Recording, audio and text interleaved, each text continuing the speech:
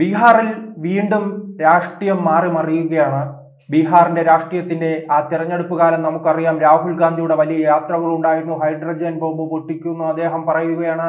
നരേന്ദ്രമോദി സർക്കാർ താഴെ വീഴാൻ പോകുന്നു. നിതീഷ് കുമാർ തങ്ങളുടെ പാളയത്തിലേക്ക് വരും. BJP സർക്കാർ ബീഹാറിൽ വീഴാൻ പോകുന്നു. എന്തെല്ലാം പരാമർശങ്ങളായിരുന്നു അദ്ദേഹത്തിന്റെ ഭാഗത്ത് നിന്നുണ്ടായത്.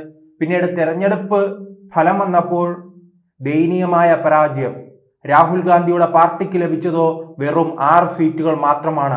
ആ 6 സീറ്റുകളിൽ ഒതുങ്ങിയ MLA-മാർ കോൺഗ്രസ് പാർട്ടിയെ ഉപേക്ഷിച്ച് NDA-യുടെ പാളയത്തിലേക്ക് പോകാനുള്ള തയ്യാറെടുപ്പ് നടത്തുകയാണ്. അവിടുത്തെ കക്ഷി നില നമുക്കറിയാമല്ലോ. ബീഹാറിലെ ഏറ്റവും വലിയ ഒറ്റ കക്ഷി കോൺഗ്രസ് ആണ്. BJP ആണ്. 89 സീറ്റാണെന്ന് BJPക്ക് നേടാൻ കഴിഞ്ഞത്. JDU-ന് 85 സീറ്റുകൾ നേടാൻ കഴിഞ്ഞു. അങ്ങനെ 3-2 ഭൂരിപക്ഷത്തോടു കൂടി തന്നെ ബീഹാറിന്റെ ചരിത്രത്തിലെ ഏറ്റവും വലിയ വിജയം സ്വന്തമാക്കി നിൽക്കുന്ന പാർട്ടിയിലേക്ക് കോൺഗ്രസിന്റെ MLA-മാർ കടന്നു പോകാനുള്ള തയ്യാറെടുപ്പുകൾ നടത്തുകയാണ്. അവർ നിതീഷ് കുമാറുമായി ചർച്ച നടത്തി. ആ ചർച്ചയുടെ ഫലമായി തന്നെ അവർ NDA-യിലേക്ക് വരുമെന്ന് 90% സ്ഥിരീകരിച്ചിട്ടുണ്ട്. അതോടൊപ്പം തന്നെ നാം മറ്റൊരു കാര്യവും ഇതിൽ പരിശോധിക്കണം. കോൺഗ്രസിനെ സംബന്ധിച്ചിടത്തോളം വലിയ തിരിച്ചടി ഉണ്ടാകുന്നു എന്ന് നാം പറയുമ്പോഴും BJP സംബന്ധിച്ചിടത്തോളം ഈ കണക്കിലെ കളികളിൽ തിരിച്ചടി ഉണ്ടാകുന്നു. ഞാൻ തുടക്കം സൂചിപ്പിച്ചതുപോലെ തന്നെ അവിടെയുള്ള ഏറ്റവും വലിയ ഒറ്റകക്ഷി BJP ആണ്. 89 സീറ്റുകളാണ് അവർക്കുള്ളത്. 85 സീറ്റുകൾ JDU-നുണ്ട്. അപ്പോൾ കോൺഗ്രസിൽ നിന്നും 6 MLA-മാർ JDU-യിലേക്ക് വരുമ്പോൾ അത് 91 സീറ്റായി വർദ്ധിക്കുന്നു. അങ്ങനെ ബീഹാറിലെ ഏറ്റവും വലിയ ഒറ്റകക്ഷിയായി JDU മാറുകയാണ്. BJP അപ്പോൾ 89 മാത്രമായി ചുരുങ്ങുകയാണ്. 91 സീറ്റോട് കൂടി തന്നെ JDU, 89 സീറ്റോട് കൂടി തന്നെ BJP ഭരണം നടത്തുന്നു. എന്തായാലും കോൺഗ്രസിന്റെ വലിയ ഒരു പതനം തന്നെയാണ് ബീഹാറിൽ ഉണ്ടായിരിക്കുന്നത്. ബീഹാറിൽ ഭരണം നടത്തിയിരുന്ന പാർട്ടി, ബീഹാറിൽ പ്രതിപക്ഷത്തിരുന്ന പാർട്ടി, ബീഹാറിൽ കരുത്തുണ്ടായിരുന്ന ഒരു പാർട്ടി, ആ പാർട്ടി ഇപ്പോൾ 0-ലേക്ക് പോവുകയാണ്. 0 സീറ്റാണ്. 200-ലധികം സീറ്റുകളുള്ള ഒരു മണ്ഡലത്തിൽ 1 സീറ്റ് പോലും ഇല്ലാതെ ഇന്ത്യയുടെ പ്രതിപക്ഷ പാർട്ടി ചുരുങ്ങുന്നൊരവസ്ഥയാണ് നാം കണ്ടത്. ഈ 0 നാം ഡൽഹിയിൽ കണ്ടിട്ടുണ്ട്. അത് പലയിടങ്ങളിലും കാണുകയാണല്ലോ. മഹാരാഷ്ട്രയിലായാലും മധ്യപ്രദേശിലായാലും ഗുജറാത്തിൽ ഇപ്പോൾ 20 വർഷത്തിലധികമായി കോൺഗ്രസ് പാർട്ടി അവിടെ ഒന്ന് അധികാരത്തിൽ എത്തിയിട്ട് BJP 27 വർഷത്തിലേക്ക് കടക്കുകയാണ്. വരുന്ന തെരഞ്ഞെടുപ്പിലും വിജയിക്കുകയാണെങ്കിൽ അത് 30 വർഷത്തിലേക്ക് ഉള്ള യാത്രയായിരിക്കും. അങ്ങനെ ഗുജറാത്ത് പോലുള്ള ഒരു സംസ്ഥാനം BJP 30 വർഷത്തിലധികം ഭരിച്ചിട്ടും ആ മുന്നണിയെ താഴെ ഇറക്കാൻ കോൺഗ്രസിന് കഴിയുന്നില്ല. ഏറ്റവും അവസാനം നോക്കൂ, ഒറീസയിലെ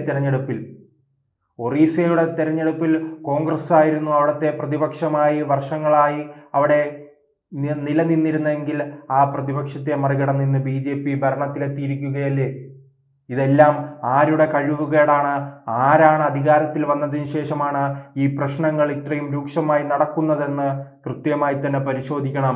പക്ഷെ ഇക്കാര്യങ്ങൾ പരിശോധിക്കുമ്പോഴും നാം ചിന്തിക്കേണ്ട ഒരു കാര്യം, ഈ കോൺഗ്രസിനുള്ളിൽ ഈ രാഹുൽ ഗാന്ധിയുടെ പെട്ടി ചുമക്കുന്നവരെ മാത്രം നിയമിക്കുന്നതാണ് ഈ പ്രശ്നങ്ങൾക്കുള്ള കാരണം.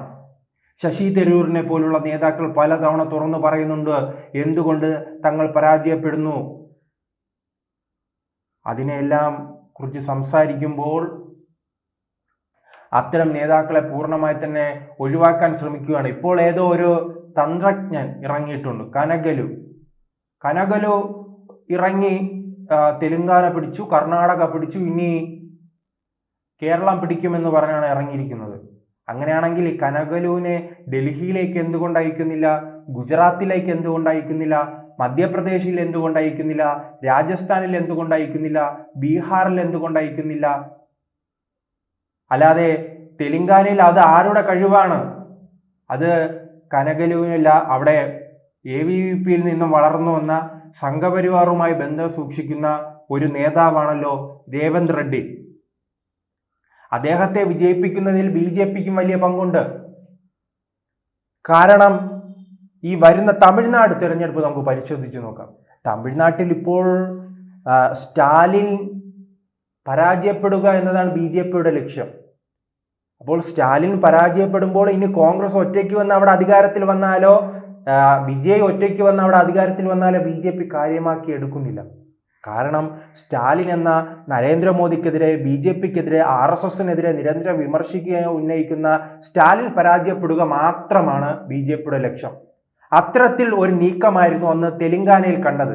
TRS എന്ന് പറയുന്ന നിലവിലെ BRS ചന്ദ്രശേഖർ റാവു, അദ്ദേഹം നിരന്തരം BJPക്കെതിരെ വിമർശനങ്ങൾ ഉന്നയിക്കുക, അതോടൊപ്പം തന്നെ TRSന്റെ ഭാഗത്തു നിന്ന് BJP പ്രവർത്തകരെ ആക്രമിക്കുക, നരേന്ദ്രമോദി വന്നാൽ സ്വീകരിക്കാൻ പോലും, കൂടിക്കാഴ്ച നടത്താൻ പോലും അന്ന് അവിടെയുള്ള മുഖ്യമന്ത്രി തയ്യാറായിരുന്നില്ല. അപ്പോൾ BJP ഒരു തീരുമാനത്തിലേക്ക് എത്തി, TRSനെ പരാജയപ്പെടുത്തുക. അപ്പോൾ BJPയുടെ തന്ത്രം നമുക്കറിയാമല്ലോ. വിജയം മാത്രമല്ല, പരാജയത്തിലൂടെ ചിലവരെ പ്രതിസന്ധിയിലാക്കാനും അവർ ശ്രമിക്കും. അത് നാം തെലങ്കാനയിൽ കണ്ടു. കർണാടകയിലാണ് കൃത്യമായ ഒരു രാഷ്ട്രീയ പോരാട്ടം നടന്നത്. ആ രാഷ്ട്രീയ പോരാട്ടം നടക്കുന്നു എന്ന് നാം പറയുമ്പോഴും ഇന്ത്യയിൽ തന്നെ BJPക്കെതിരെ ഇത്രയും അധികം അഴിമതി ആരോപണങ്ങൾ ഉണ്ടാകുന്ന വേറൊരു സംസ്ഥാനമില്ല. അവസാന ഘട്ടത്തിൽ തന്നെ ഈ കമ്മീഷനുമായി ബന്ധപ്പെട്ട് ഏതെങ്കിലും പദ്ധതികളിൽ കമ്മീഷൻ നൽകുന്നതുമായി ബന്ധപ്പെട്ട രീതിയിലുള്ള വലിയ അഴിമതി കഥകൾ പുറത്തു വന്നു, തമ്മിലടികൾ ഉണ്ടായി, വിവാദങ്ങൾ ഉണ്ടായി. അതുകൊണ്ടാണ് അവർക്കവിടെ വിജയിക്കാൻ കഴിഞ്ഞത്. 3 സംസ്ഥാനങ്ങളിലാണ് ഇന്ന് കോൺഗ്രസ് ഭരണം നടത്തുന്നത്. ഹിമാചൽ പ്രദേശിലെ നിലവിലെ അവസ്ഥ അറിയാം. വരുന്ന തെരഞ്ഞെടുപ്പിൽ ഉറപ്പായി തന്നെ അവിടെ BJP അധികാരത്തിലെത്താനുള്ള സാധ്യതയുണ്ട്. അവിടെ തമ്മിലടി രൂക്ഷമാണ്. അതുകൊണ്ട് തന്നെയാണ് ലോക്സഭാ തെരഞ്ഞെടുപ്പ് കാലത്ത് അതിൻ്റെ ഒരു പ്രതിഫലനം ആ തെരഞ്ഞെടുപ്പ് ഫലത്തിൽ ഉണ്ടായിട്ടുണ്ട്. അപ്പോൾ ഒന്ന് പോരാടി ജയിച്ച സംസ്ഥാനത്തിൻ്റെ പേര് അത് കർണാടകയിലാണ്. കർണാടകയിൽ ഇപ്പോഴും തമ്മിലടി രൂക്ഷമാകുന്നു. ഇപ്പോൾ കേരളത്തിൽ BJPക്കെതിരായുള്ള BJP അതോടൊപ്പം തന്നെ CPM ഒരു വികാരമുണ്ട്. അത് അനുകൂലമാക്കി മാറ്റിയാൽ കോൺഗ്രസിന് വിജയിക്കാൻ കഴിയും. അങ്ങനെ തെക്കേ ഇന്ത്യയിൽ മാത്രമായി ചുരുങ്ങുന്ന ഒരു പാർട്ടിയായി കോൺഗ്രസ് മാറുകയാണ്. കേരളത്തിൽ അധികാരത്തിലെത്തിയാൽ അവർക്ക് തെലങ്കാന, കർണാടക, കേരളം അങ്ങനെ ഈ സംസ്ഥാനങ്ങളിൽ, തെക്കേ ഇന്ത്യൻ സംസ്ഥാനങ്ങളിൽ പൂർണ്ണമായി തന്നെ അവർക്ക് തങ്ങളുടെ സ്വാധീനം വർദ്ധിപ്പിക്കാൻ കഴിയും. ഉത്തരേന്ത്യയിൽ പക്ഷേ നമ്മുടെ സഖാക്കൾ പറയുന്നത് പോലെ തന്നെ ഒരു തരിയില്ലാതെ മാറുന്ന ഒരു അവസ്ഥയിലേക്ക് പോയിരിക്കുകയാണ്. അത് ഈ കോൺഗ്രസിന്റെ ന്യൂനപക്ഷ പ്രീണനമാണ്. ന്യൂനപക്ഷ പ്രീണനമെന്ന് BJPയുടെ ആരോപണം വരുമ്പോൾ അതിനെ ചെറുത്തു തോൽപ്പിക്കാൻ കഴിയാത്ത നമ്മുടെ രാഹുൽ ഗാന്ധി എന്ന പ്രതിപക്ഷ നേതാവിന് അതിനെ അമർച്ച ചെയ്യാൻ കഴിയുന്നില്ല, അതിനെ തരണം ചെയ്യാൻ കഴിയുന്നില്ല. അത് തന്നെയാണ് ഏറ്റവും വലിയ പ്രതിസന്ധി. ആ പ്രതിസന്ധിയിൽ നിന്നും രക്ഷപ്പെടണമെങ്കിൽ 6 സീറ്റുകൾ MLA-മാർ പോകുമ്പോൾ തടയാൻ കഴിയാത്ത കാഴ്ച തന്നെയാണ് നാം ഉത്തരേന്ത്യൻ രാഷ്ട്രീയത്തിലും കാണുന്നത്. അപ്പോൾ പുതിയ മുഖങ്ങൾ വരണം. പ്രിയങ്ക ഗാന്ധിയെ പരീക്ഷിക്കണമെങ്കിൽ പരീക്ഷിക്കാം. സച്ചിൻ പൈലറ്റിനോ പുതുമുഖ നേതാക്കളെ ഇറക്കി മാത്രമേ ഇനി ഉത്തരേന്ത്യയിൽ കോൺഗ്രസിന് മുന്നോട്ട് പോകാൻ കഴിയുകയുള്ളൂ.